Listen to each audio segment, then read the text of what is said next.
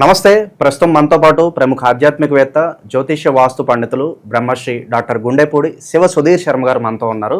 So July మాసంలో పరిస్థితి ఏ విధంగా ఉండబోతుందో గురుగారిని అడిగి తెలుసుకుందాం. నమస్కారం గురుగారు. శ్రీమాత్రే నమః. శ్రీ గురుభ్యో నమః. గురుగారు, జూలై మాసం, ఆషాఢ మాసం, మిథున రాశి వారి పరిస్థితి ఎలా ఉండబోతుంది? ఎలాంటి పరిస్థితులు ఈ నెల వీళ్ళకి ఎదురయ్యే అవకాశం కనిపిస్తుంది? జాగ్రత్తలు, పరిహారాలు కూడా తెలియదు. తప్పనిసరిగా నాన్న, మిథున రాశి వారికి జూలై నెల విషయానికి వస్తే ముందుగా మిథున రాశి వారికి కొన్ని లక్షణాలు ఉంటాయి. ఇందాక మనం వృషభ రాశి వాళ్ళ గురించి చెప్పుకున్నాం కదా, క్యాలిక్యులేటెడ్ అని. వీళ్ళు అంతకు మించి క్యాలిక్యులేటెడ్. ఏ పని చెయ్యాలన్నా 1కి 100 సార్లు ఆలోచించి ఆచి తూచి అడుగు వేసేటువంటి మంచి లక్షణాలు ఉంటాయి. నిజంగా నిదానమే ప్రధానం అనేటువంటిది చాలా మంచిది. అలాంటి పదం వీళ్ళ దగ్గర నుంచి పుట్టుకొచ్చిందని కూడా చెప్పుకోవచ్చు. ఓ మాట చెప్పాలంటే వీళ్ళని చూసే తొందరపడరు, దుడుకుతనం ఉండదు, కోపం తక్కువ, అలాగే మాట్లాడేటువంటి ప్రతి మాటలో కూడాను వాళ్ళ వ్యక్తిత్వం ప్రతిబింబిస్తూ ఉంటుంది, అర్థవంతంగా ఉంటుంది. సో మంచి లక్షణాలు. ఏది కూడాను ఎదుటి వాళ్ళని బాధ పెట్టాలి, హింసించాలి, మానసికంగా మాటలతో బాధ పెట్టాలి, ఇట్లాంటి లక్షణాలు తక్కువగా ఉండేటువంటి రాసుల్లో మిథున రాశి చాలా విశేషమైనటువంటి రాశి. అలాగే మిథున రాశి వారి విషయానికి వస్తే జూలై నెలలో వీరికి మొదటి వారం అంతా కూడాను కొంచెం కష్టతరంగా ఉంటుంది నాన్న. అనుకూలంగా ఉండదు, ఏ పని చేసినా అంత ప్రతికూలత. అరే ఇన్ని రోజుల నుంచి బాగుంది కదా, ఇప్పుడు ఎందుకు మనం ఇలా అవుతున్నాము అనేటువంటి ఒక చిన్న మెంటల్ డిప్రెషన్ ఎక్కువగా ఉండేటువంటి అవకాశాలు ఉన్నాయి. దయచేసి మానసికంగా ధైర్యాన్ని కోల్పోవద్దు. ముఖ్యంగా ధైర్యంగా ఉండేది ధైర్యే సాహసే లక్ష్మి అని చెప్పి శాస్త్రమే చదువుతుంది. రాబోయేటువంటి ఇంకో వారంలోకి అడుగు పెడితే బాగుంటుంది అనేటువంటి ఒక ధైర్యాన్ని, ఒక సత్యాన్ని మీ మనస్సులో, మీ మైండ్లో నింపుకోండి. ముందుకు అడుగు వేయండి, బాగుంటుంది. ఎప్పుడు అమావాస్య ఉండదు, ఎప్పుడు పౌర్ణమే ఉండదు. చీకటి వెలుగు రెండు సర్వసాధారణమైనటువంటి విషయాలు అందరికీ కూడా. అలాగే 2వ వారం నుంచి చాలా విశేషంగా ఉంటుంది. ఆర్థికంగా ఎక్కడ లోటు ఉండదు నాన్న. కానీ కొంతమంది వ్యక్తుల పరిచయాల వల్ల ఎక్కువగా నష్టపోయేటువంటి అవకాశాలు ఎక్కువ కనపడుతున్నాయి. వీళ్ళలో ముఖ్యంగా కొంచెం హైట్ తక్కువ, ఎర్రగా ఉండేటువంటి వ్యక్తుల వల్ల ఆర్థికపరమైనటువంటి నష్టం వాటిల్లేటువంటి అవకాశం ఉంటుంది. వీళ్ళని కొంచెం టెంప్ట్ చేస్తారు. టెంప్ట్ చేయడం ద్వారా వీళ్ళు డబ్బులు ఇవ్వటం, ఎక్కడో ఏదో ఉంది, ఏదో అయిపోతుంది. వాళ్ళు ఎగ్గొట్టి వెళ్ళిపోవటం, అసలు వాళ్ళ అడ్రస్సే లేకుండా వెళ్ళిపోవటం, ఇట్లాంటివి జరిగేటువంటి అవకాశాలు ఉన్నాయి. కొంచెం జాగ్రత్త. అలాగే స్త్రీల వల్ల పురుషులకి, పురుషుల వల్ల స్త్రీలకు కూడా కొంచెం నష్టం వాటిల్లేటువంటి అవకాశం ఉంది. అది కూడా ముఖ్యంగా పరువు నష్టం జరిగేటువంటి పరిస్థితులు ఉన్నాయి. కాబట్టి అలాంటి స్నేహాలు ఏమైనా ఉన్నా కూడాను దూరంగా ఉండడం అనేటువంటిది సూచించదగినటువంటి విషయం. అలాగే ఈ మిథున రాశిలో ఉండేటువంటి వాళ్ళకి రాజకీయపరమైనటువంటి పరిస్థితి చాలా గొప్పగా ఉండబోతుంది, 100%. అలాగే ఏమీ పనులు చేతగానటువంటి వాళ్ళు కూడా రాజ్యమేనటువంటి రోజులు ఈ రోజులు మిథున రాశి వాళ్ళకి జూలై నెలలో కనబడుతున్నాయి. అంటే ఒక్కసారిగా వాళ్ళకి ఏదో ఒక అవకాశం రావడం, ఒక లక్, అది 2వ వారం నుంచి స్టార్ట్ అవుతుంది. ఆ లక్ కలిసి రావడం అనేటువంటిది స్టార్ట్ అవుతుంది. కాబట్టి లక్ ఒకసారే నాట్ చేస్తుంది డోరు. మీరు అప్పుడు లాక్ చేసుకున్నారనుకోండి, ఎప్పటికీ రాదు. అదే అంటూ ఉంటారు కదా, అలా అవకాశం వచ్చినప్పుడు 2 చేతులతో కాదు 2 కాళ్ళతో కూడా పట్టుకోవాలి, చేసుకోవాలి, అంతే కదా. సో దానివల్ల మంచి యోగం ఉండబోతుంది. కాబట్టి జాగ్రత్త పడండి, మంచి యోగం కలగబోతుంది. అలాగే వీళ్ళకి ఏదైతే అనారోగ్య సమస్య ఉందో అది కొంచెం బాధ పెట్టేటువంటి అవకాశాలు ఉన్నాయి. ఇంట్లో పెద్దలవి కావచ్చు, ఈ రాశి వాళ్ళకి కావచ్చు, కొంచెం అనారోగ్యపరంగా డబ్బును ఎక్కువగా ఖర్చు పెట్టాల్సినటువంటి పరిస్థితి రాబోతుంది. ముఖ్యంగా బోన్స్కి సంబంధించి మన ఎముకలు ఉంటాయి కదా, వీటికి సంబంధించినటువంటి అనారోగ్య పరిస్థితి రాబోతుంది. కొంచెం జాగ్రత్త. ఈ మోకాళ్ళ నొప్పులని, బ్యాక్ బోన్ అని, ఈ చేతిలో ఉండేటువంటి ఇవి కావచ్చు, వీటి వల్ల కొంచెం జాగ్రత్త పడవలసినటువంటి పరిస్థితి ఎంతైనా కనపడుతుంది. తగిన జాగ్రత్తలు తీసుకోవాల్సిన పరిస్థితి. అంటే హెల్త్ ఏ చిన్నదాన్ని కూడాను నిర్లక్ష్యం చేయకుండా కొంచెం కేర్ తీసుకోండి తప్పనిసరిగా. నిరుద్యోగులు, వ్యాపారస్తుల పరిస్థితి? నిరుద్యోగస్తులకి ఉద్యోగం 3వ వారంలో రాబోతోంది తప్పనిసరిగా. కానీ వాళ్ళు ఊహించినంత స్థాయికి మాత్రం రాదు. మనం చదువుకొని ఉంటాం, కానీ చదువు తగ్గ ఉద్యోగాలు ఎక్కువ మంది చేయట్లేదు ఈ రోజుల్లో. నాకు తగినంత ఉద్యోగం రావట్లేదు కదా అని చెప్పి వచ్చిన ఉద్యోగాన్ని వదులుకోకండి. అవకాశం చిన్న అవకాశమే, అది రేపటి రోజున వైకుంఠ ద్వారం దాకా తీసుకెళ్ళొచ్చు, స్వర్ణమయంగా ఉండొచ్చు. కాబట్టి వచ్చిన అవకాశాన్ని సద్వినియోగపరచుకోండి, నిర్లక్ష్యం చేయకండి. చిన్న ఉద్యోగమే కదా, నేను చదువుకున్నా, అంత చదువుకున్నా, ఈ ఉద్యోగం చేయడం ఏంటి, ఇట్లాంటివి ఏం పెట్టుకోకుండా వచ్చిన ప్రతి అవకాశాన్ని చేజిక్కుంటూ ముందుకు వెళ్ళండి. తప్పనిసరిగా ఉద్యోగ సమస్య తీరుతుంది. అలాగే ఉద్యోగం చేస్తున్నటువంటి వ్యక్తులు, ప్రభుత్వపరమైనటువంటి వాళ్ళు కావచ్చు, లేదంటే ఇక ప్రైవేట్ పరమైనటువంటి వాళ్ళు కావచ్చు, ప్రమోషన్స్ ఆశించకండి. ఈ నెలలో ప్రమోషన్స్ మీకు వస్తాయన్న ఆశ పెట్టుకొని రాకపోతే బాధ ఎక్కువ.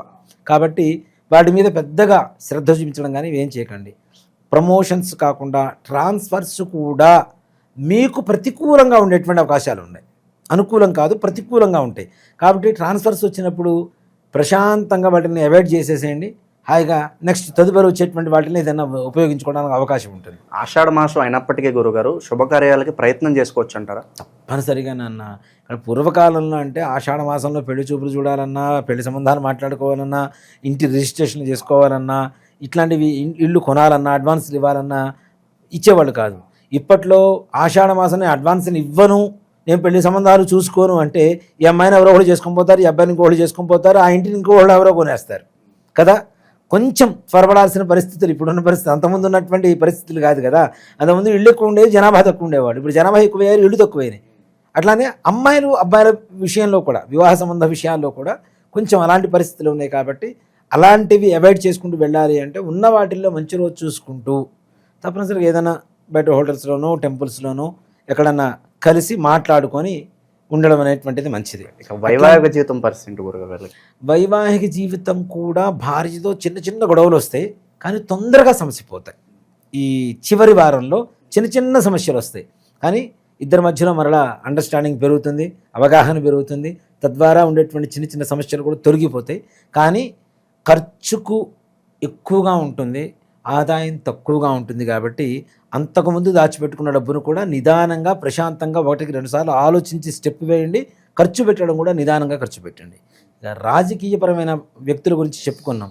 అలాగే విద్యార్థుల విషయానికి వస్తే విద్యార్థులు కూడా తప్పనిసరిగా ఉన్నతమైనటువంటి మార్కులతో పాస్ అయ్యేటువంటి అవకాశాలు కనపడుతున్నాయి.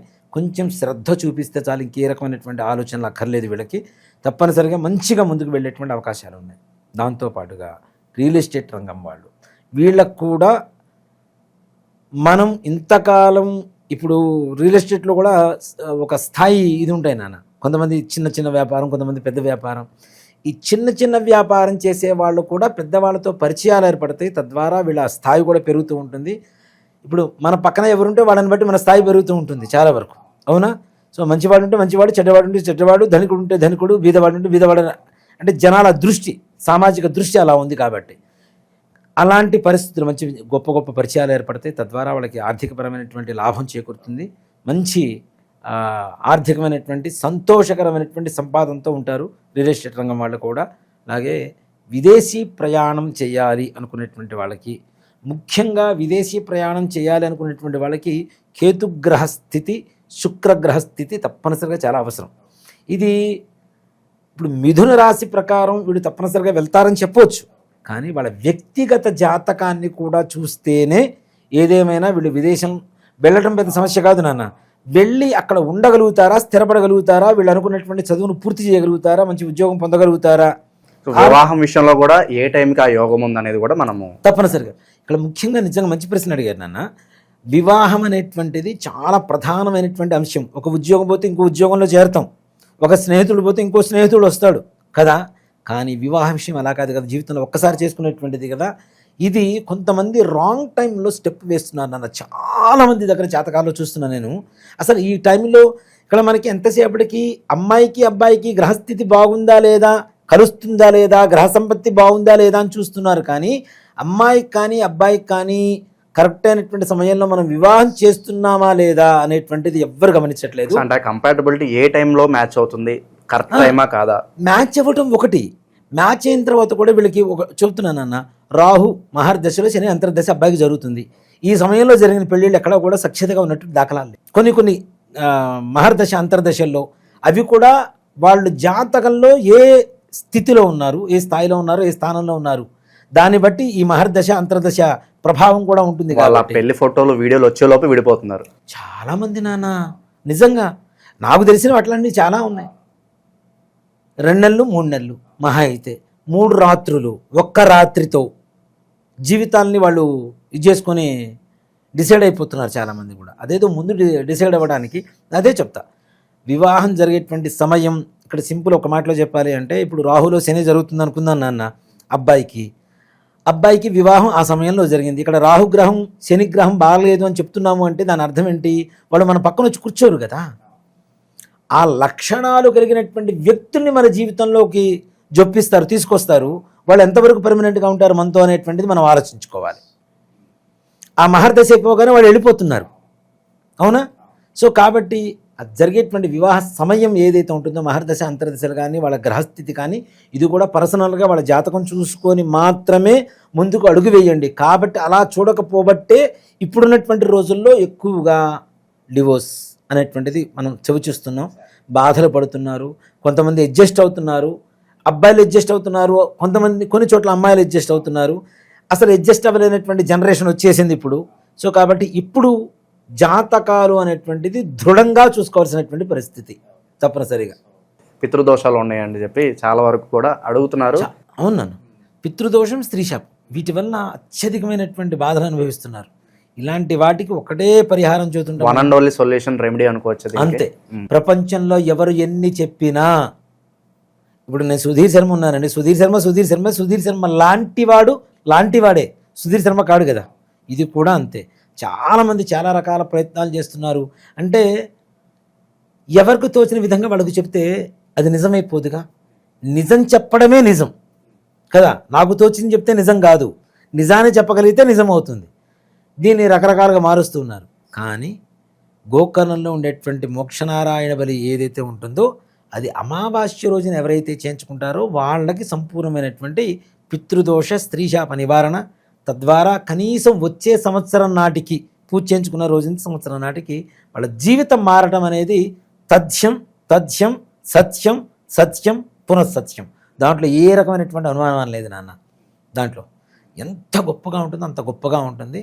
దానికి బెస్ట్ ఎగ్జాంపుల్ నేనే చాలు చూసే జనాలకి. ఎంతోమంది వస్తున్నారు గురుగారు మీ ఆధ్వర్యంలో, మేము కూడా ఆ గోకర్ణ వస్తామండి, పూజ చేయించుకుంటామండి చెప్పి చాలా మంచి రెస్పాన్స్ వస్తుంది. సో పర్సనల్ తప్పనిసరిగా రమ్మని చెప్పండి. అయ్యో తీసుకెళ్తాను, ప్రతి అమావాస్యకి వెళ్తూ ఉంటాం, అమావాస్యకి అక్కడ ఉంటాం, తప్పనిసరి ఇక్కడి నుంచే బయలుదేరుతాం. రాండి, చక్కగా చేయించుకోండి, అన్ని బాధ నివృత్తి కలుగు చేసుకోండి. అక్కడ వివరంగా చేయించేటువంటి గురువు గారిని కూడా ఎంచుకొని మరీ పెడుతూ ఉంటాం మనం, పురోహితులు కూడా. అన్నీ ప్రతి ఒక్క దాంట్లో 1-2 సార్లు ఆలోచించి జాగ్రత్త తీసుకొని వెళ్తుంటాను. నన్ను నమ్మి ఇంత దూరం వచ్చినప్పుడు వాళ్ళకి మంచి జరగాలి, ఇది ఒకటే. నన్ను అందుకే పుట్టించాడేమనుకుంటాను నేనైతే దేవుడు. అంటే గోకర్ణానికి ఇంతమందిని తీసుకుని వెళ్ళి వీళ్ళ కర్మ నివృత్తి చేయరా అని చెప్పడం కోసమే భగవంతుడు నన్ను పుట్టించి ఈ స్థాయికి తీసుకొచ్చి ఇదే ప్రయాణాలు ఎక్కువగా చేసేట్లుగా చేస్తున్నాడేమో అని నేను భగవంతుడి అనుజ్ఞ అనుకొని స్వీకరిస్తూ ఉన్నాను. ఆ బాధ్యతలు తీసుకొని చేస్తూ ఉన్నాను. గ్రహస్థితి ఇలా ఉందా కాబట్టి ప్రజెంట్ ఎలాంటి పరిహారాలు, దైవారాధన వీళ్ళకి బాగా అత్యవసరం అంటారు గురు? ముఖ్యంగా నాన్న సుబ్రహ్మణ్యేశ్వర స్వామి వారి ఆరాధన చేయడం చాలా మంచిది వీళ్ళకి. ఈ సుబ్రహ్మణ్య ఆరాధన కూడా ఎలా అంటే సుబ్రహ్మణ్య భుజంగ స్తోత్రం ఇంట్లో నిత్యం వినటం, ప్రతి మంగళవారం సుబ్రహ్మణ్యేశ్వర స్వామి వారికి అభిషేకం చేయటం. అలాగే ఇప్పుడు చిన్న చిన్న పిల్లలు ఉంటారు, అబ్బాయిలు, మనకు బంధువులు కావచ్చు, ఎవరైనా కావచ్చు, వాళ్ళకి ఎవ్వరైనా సరే ఒక మంగళవారం రోజున వస్త్రాలు కొనిపెట్టండి. దాని ద్వారా మీకు ఉండేటువంటి ఆర్థికపరమైనటువంటి, వ్యాపారపరమైనటువంటి, ఉద్యోగపరమైనటువంటి, వివాహపరమైనటువంటి ఈ దోషాలు కొంతవరకు పరిహారం జరిగితే ప్రశాంతంగా ఉండడానికి అవకాశం. ఓకే, ఓవరాల్గా జూలై మాసంలో మిథున రాశి వారి పరిస్థితి ఏ విధంగా ఉండబోతుందో మీ మాటల్లో అద్భుతంగా వివరించారు. ధన్యవాదాలు గురుగారు. శ్రీమాత్రే నమః. శ్రీ గురుభ్యో నమః.